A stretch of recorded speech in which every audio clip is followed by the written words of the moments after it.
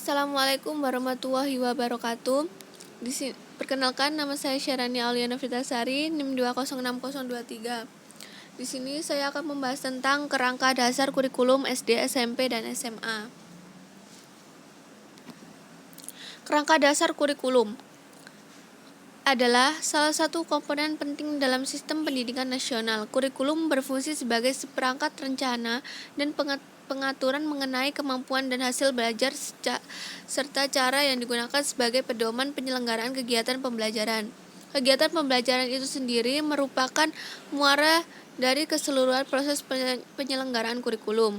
Kurikulum diperlukan untuk membantu guru dalam mengembangkan pengetahuan, sikap, nilai, dan keterampilan dari berbagai bahan kajian dan pelajaran yang diperoleh oleh siswa sesuai dengan jenjang dari satuan pendidikan.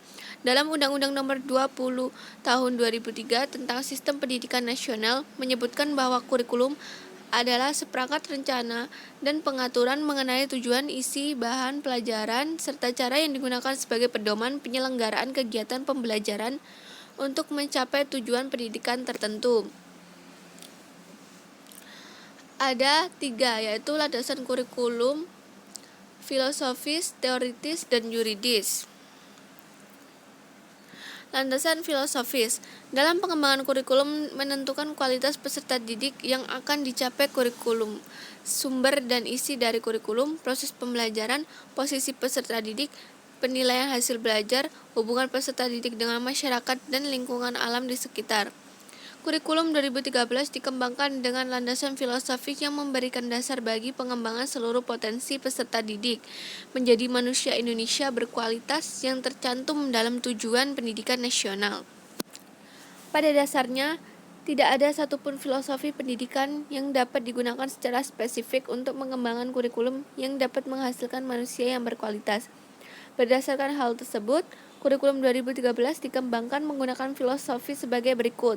Yang pertama, pendidikan berakar pada budaya bangsa untuk membangun kehidupan bangsa masa kini dan masa mendatang.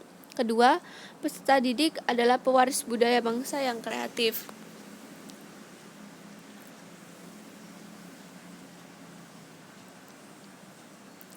Yang ketiga, pendidikan ditujukan untuk mengembangkan kecerdasan intelektual dan kecermelangan akademik melalui pendidikan disiplin ilmu. Keempat, pendidikan untuk membangun kehidupan masa kini dan masa depan yang lebih baik dari masa lalu dengan berbagai kemampuan intelektual, kemampuan berkomunikasi, sikap sosial, kepedulian, berpartisipasi untuk membangun kehidupan masyarakat dan bangsa yang lebih baik.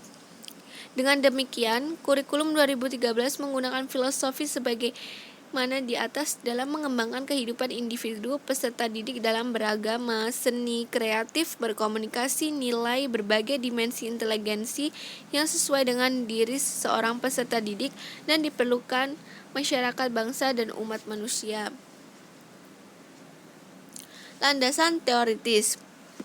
Kurikulum 2013 dikembangkan atas teori atau pendidikan berdasarkan standar atau Standard Based Education dan teori kurikulum berbasis kompetensi atau Competent Based Curriculum.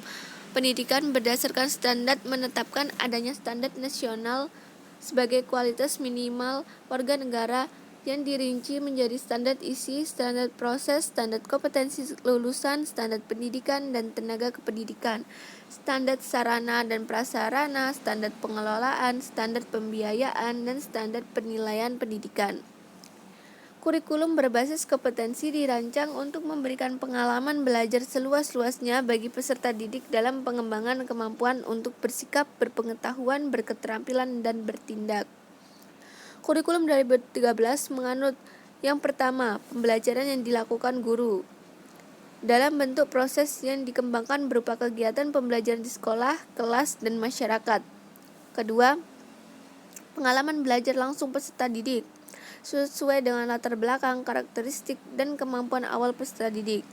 Pengalaman belajar langsung individual peserta didik menjadi hasil belajar bagi dirinya, sedangkan hasil belajar seluruh peserta didik menjadi hasil kurikulum.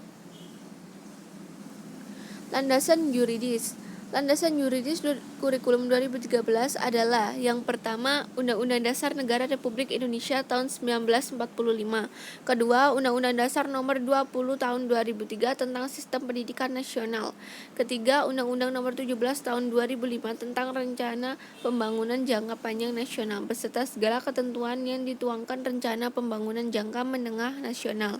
Dan yang keempat, Peraturan Pemerintah Nomor 19 tahun 2005 tentang Standar Nasional Pendidikan, sebagaimana telah diubah dengan Peraturan Pemerintah Nomor 32 tahun 2013 tentang perubahan atas Peraturan Pemerintah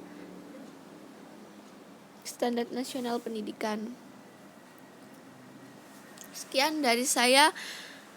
Terima kasih. Wassalamualaikum warahmatullahi wabarakatuh.